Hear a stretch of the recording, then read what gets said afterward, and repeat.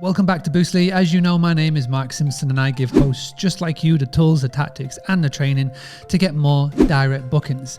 Now, today's lesson, video, podcast, wherever you're tuning in from, is a little bit different from the norm because I went and interviewed one of the world's leading Airbnb experts, Mr. Daniel Rusteen of Optimize My B&B. He did a session for the Team Boostly members and it was so good. I wanted to pull little extracts out and share it with you so you can look to implement the tactics and training into Airbnb. Now, even though this is obviously a direct booking podcast, this is not an advice that I give is where I'm saying, listen, just go and leave them all, because you have to make them work for you, not the other way around.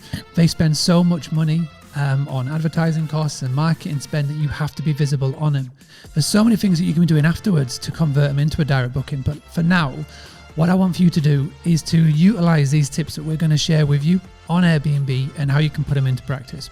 So this is one of the many episodes I'm going to be putting out over the course of the next few days. And I just want you to sit back, relax, and make note and put into practice. Before we get started, I want to say thank you to our hosts, which is Uplisting. Uplisting is a fantastic PMS. With what we do with Boostly websites, we've got over 500 clients. So we pretty much have worked with every PMS solution that is out there at the moment. And Uplisting is one of the best.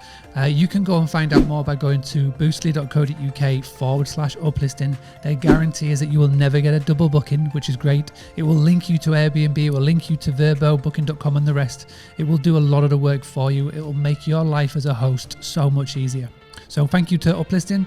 Now, next, you're going to go zoom straight into our session that we did with Mr. Daniel Rusteen from Optimize My B&B. As always, I'd love to get your feedback. So let's jump straight in. Can I have too many photos? CR turn in asked, showing property, views, local area. What is the perfect number of images to have? Airbnb would have you believe that there's no perfect number of images, but Airbnb, they say very little about their search engine. 14 photos is perfect. They say very, very little about their search engine, but you can infer based on their writing what they value. And it seems based on their writing that they actually value more photos.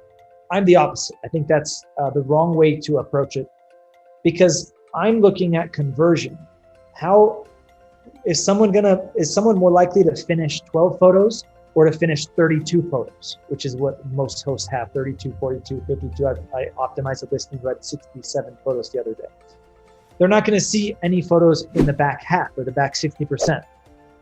So how to answer this question, how to answer it, it's going to be the same for text, anything. You want to communicate the most information in the least amount of time. So in other words, you don't need 4 angles of the bedroom. You need 1 angle, maybe 2. You need, same thing with the living room, the bathroom, the most information in the least amount of time. In general, if it's like a studio or a 1 bedroom, there's really only going to be 8 to 12 photos. In this case, what you can do is you can add a couple neighborhood photos, which I call it. A neighborhood photo is going to set you apart from your competition. It's going to be a high quality photo, but it's going to be like a guidebook. You're going to be recommending something about your neighborhood. It's not the best because your neighborhood is the same as your competition. So there's no differentiation there. But if you have a studio 1 bedroom, I highly recommend this. Otherwise, what I do on one of my listings that I managed, it was a 1 bedroom, I guess. And what I did is my neighborhood photo was a picture of a place that it was a national park that a lot of people go to.